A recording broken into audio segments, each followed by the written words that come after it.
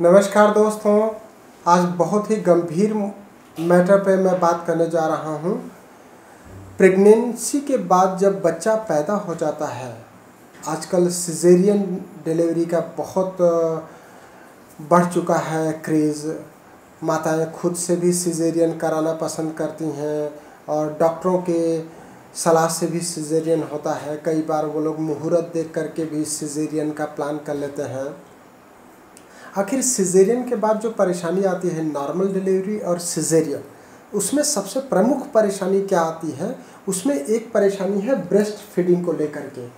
Normal जो delivery होती है उसके बाद तो आसानी से ब्रेस्ट फीडिंग होने लगता है और बच्चा डिलीवरी के तुरंत बाद ब्रेस्ट फीडिंग अच्छे से करने लगता है। लेकिन जब सिजेरियन होता है तो सिजेरियन के बाद माँ थोड़ी देर तक जो उसको इंजेक्शन लगे होते हैं उसका इफ़ेक्ट रहता है, थोड़ी देर तक उसको ऑपरेशन का पेन रहता है, उसके कारण तुरंत ब्रेस्ट फीडिंग नहीं करा पाती है, जिसके कारण कई बार बच्चों में फीडिंग की आदत डेवलप नहीं हो पाती है।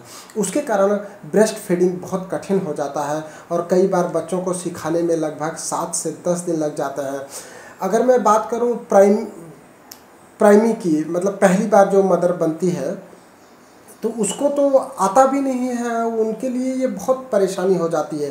कई बार छोटे अस्पतालों में जो आया बाई होती हैं या सिस्टर होती हैं वो प्रॉपर तरीके से फीडिंग करा नहीं पाती हैं ऑपरेशन के बाद, तो उससे भी परेशानी हो जाती है।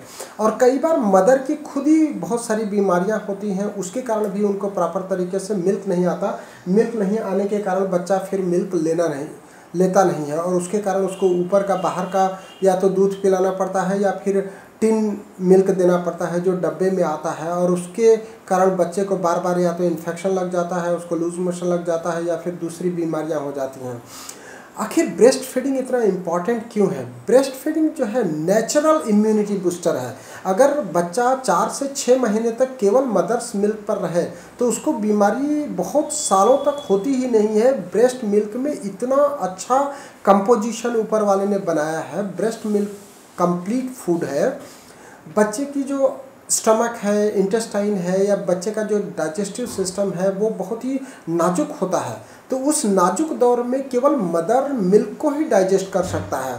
तो ऊपर वाले ने ऐसा ही मदर मिल्क बनाया है जिसमें सफिशिएंट वाटर है, सफिशिएंट विटामिन्स है, मिनरल्स है। केवल आयरन को अगर छोड़ दिया जाए तो बाकी कंप्लीट फूड है मदर मिल्क। तो बच्चे को मदर मिल्क के साथ बहुत आसानी से डाइजेशन होता है, उसका मोशन प्रॉपर तरीके से होता है, उसका ग्रोथ प्रॉपर तरीके से होता है, उसका वज़न बहुत अच्छा बढ़ता है अगर वो मदर मिल्क पर रहता है, और साथ में उसको लूज मोशन या इन्फेक्शन के ये सारे चांसेस ख़त्म हो जाते हैं। माँ बनना हर किसी महिला का एक सपना होता है और उसको फीडिंग कराना ये और बहुत बड़ा एक एक्सपीरियंस होता है। लेकिन अगर एनीमिया है, हार्मोनल डिस्टर्बेंसेस है, थायराइड है या मेटाबॉलिक डिसऑर्डर्स है या फिर उसका खुद ही का वज़न कम है या फिर खून की कमी है या फिर चिड़चिड़ापन है, गुस्सा है या फिर वो उसमें मातृत्व भावना जागृत नहीं हो पाई है, अनिद्रा है, कुछ सर्दी जुखाम की दवाई ले रही है एंटी एलर्जिक, तमाम ऐसे कारण हैं जिसके कारण मदर को मिल्क नहीं आता है। तो मिल्क इंजेक्शन के लिए बहुत सारे आजकल आर्टिफिशियल तरीके भी अपनाए जा रहे हैं। प्रॉपर तरीके से बच्चे को पकड़ना, बच्चे को फीडिंग कराना, उसकी एक ट्रेनिंग देना भी बहुत आवश्यक है। उसके लिए बहुत सारे गायनेकोलॉजिस्ट ट्रेन करते हैं मदर को और उनको शतावरी चूर्ण या इस तरह के बहुत सारे मार्केट में अवेलेबल चीज़ें देती हैं। मैं होम्योपैथी की बात करता हूँ। होम्योपैथी कैसे इसमें सहायक है? मेरे पास इस तरह के काफ़ी सारे केसेस आते हैं और मैंने बहुत सारा उसके लिए होम्योपैथिक ट्रीटमेंट दिया है और बहुत अच्छे रिजल्ट मिले हैं। अगर मैं लिलिएंथल की बात करूं तो लिलिएंथल ने काफ़ी सारी दवाइयों के लिए दिया है। अगलैक्टेशिया मतलब मिल्क की सप्लाई कम हो जाना, स्कैंटी या फिर फेल्यूर ऑफ मिल्क। तो इसमें इन्होंने दिया हुआ है aconite, agnus castus, asafoetida, causticum, dulcamara, lac defloratum, mercurius, pulsatilla, rhus tox, secale cor और आर्टिका यूरेंस। मैंने कई बार आर्टिका यूरेंस यूज़ किया है और उसके बहुत अच्छे रिजल्ट मिले हुए हैं। आप भी सिम्टम्स के आधार पर, टोटलिटी ऑफ सिम्टम के आधार पर या पेशेंट के मेंटल कंडीशन को देखते हुए या उसकी सारी चीज़ें देखते हुए मेडिसिन का चयन कर सकते हैं। बहुत अच्छा रिज़ल्ट आता है।